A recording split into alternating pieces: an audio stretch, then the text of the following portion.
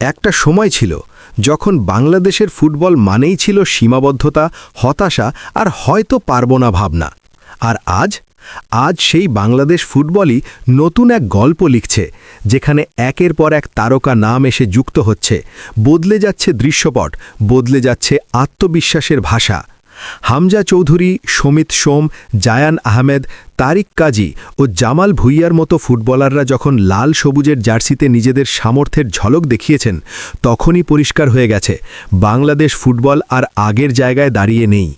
বিশ্ব দরবারে মাথা নিচু করে থাকার দিন পেরিয়ে এখন বাংলাদেশ জানে কিভাবে সেরাদের সঙ্গে কাঁধে কাঁধ মিলিয়ে লড়াই করতে হয়। তবে গল্পটা এখানেই শেষ নয়, বরং আসল চমকটা এখনও বাকি। এই তারকাদের অন্তর্ভুক্তির পর দেশের হয়ে খেলতে আগ্রহ প্রকাশ করছেন আরও বেশ কয়েকজন প্রবাসী ফুটবলার, যারা ইউরোপের মাটিতে নিজেদের ফুটবল নৈপুণ্য দিয়ে প্রমাণ করেছেন তারা প্রস্তুত, তারা চায় বাংলাদেশের জার্সিতে খেলতে।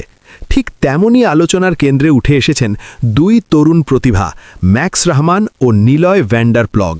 ইউরোপিয়ান ফুটবলে নিজেদের সামর্থ্যের ছাপ তারা অনেক আগেই রেখে এসেছেন, আর সেই কারণেই বাংলাদেশ ফুটবল ফেডারেশন অর্থাৎ বাফুফে তাদের সঙ্গে যোগাযোগ শুরু করে দিয়েছে বেশ আগেই। এখন শুধু অপেক্ষা সেই মাহেন্দ্রক্ষণের, যখন সব আনুষ্ঠানিকতা পেরিয়ে তারা জাতীয় দলের জার্সিতে মাঠে নামবেন। বাফুফের ভাইস প্রেসিডেন্ট ফাহাদ করিম সম্প্রতি দেশের এক সংবাদ মাধ্যমকে সাফ জানিয়ে দিয়েছেন, আগামী মার্চ মাসের মধ্যেই এই দুই তরুণ ফুটবলারকে বাংলাদেশের হয়ে খেলানোর জন্য সর্বাত্মক চেষ্টা চালাচ্ছে ফেডারেশন, যা নিঃসন্দেহে দেশের ফুটবল প্রেমীদের মধ্যে নতুন করে উত্তেজনার পারদ চড়িয়ে দিয়েছে। প্রথমে কথা বলা যাক সুইডেন প্রবাসী ফুটবলার ম্যাক্স রহমানকে নিয়ে। সুইডিশ ক্লাব অ্যাংবি এফসির হয়ে খেলায় লেফট ব্যাকের উচ্চতা 5 ফুট 9 ইঞ্চি হলেও মাঠে তার উপস্থিতি তার চেয়েও অনেক বড়। একজন আধুনিক লেফট ব্যাক হিসেবে যে গুণগুলো প্রয়োজন, গতি, ট্যাকলিং, পজিশনিং, আক্রমণে ওঠার সাহস এবং ডিফেন্সে ফিরে আসার দায়িত্ববোধ, মোটা দাগে সবকিছুই আছে ম্যাক্সের মধ্যে। কোচ হাভিয়ের ক্যাব্রেরার অধীনে যদি তিনি লেফট ব্যাক পজিশনে নিজের জায়গা পাকা করে ফেলতে পারেন, তাহলে সেটার প্রভাব পড়বে পুরো স্কোয়াডে। কারণ তখন জায়ান আহমেদের মতো একজন আক্রমণাত্মক ফুটবলারকে লেফট উইংয়ে আরও বেশি স্বাধীনতা দেওয়া যাবে, যা বাংলাদেশের আক্রমণ ভাগকে করে তুলবে আরও ভয়ঙ্কর। এর ফলে একদিকে যেমন স্কোয়াড ডেপথ বাড়বে, তেমনি বাড়বে স্কোয়াড স্ট্রেংথও, যা আন্তর্জাতিক ফুটবলে প্রতিযোগিতামূলক হওয়ার জন্য অত্যন্ত জরুরি।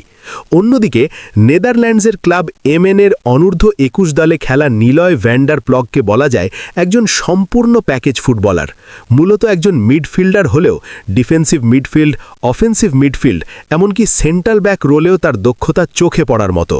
Ball control, passing range, game reading এবং ফিজিক্যাল স্ট্রেংথ সব মিলিয়ে নিলয় একজন হাই প্রোফাইল প্লেয়ার, যাকে দলে পাওয়া মানেই কোচের হাতে বাড়তি কিছু অপশন থাকা।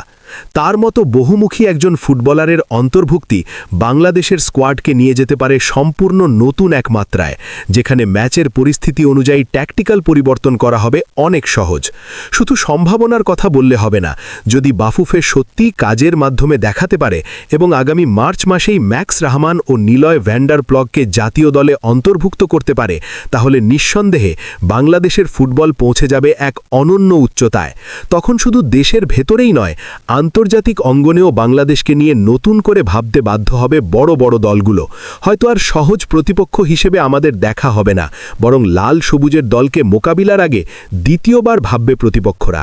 এই পরিবর্তনের হাওয়ায় ভর করেই আজ বাংলাদেশের ফুটবল এগিয়ে চলেছে এক নতুন স্বপ্নের পথে, যেখানে প্রতিটি ম্যাচ মানেই নতুন সম্ভাবনা, নতুন ইতিহাস লেখার হাতছানি।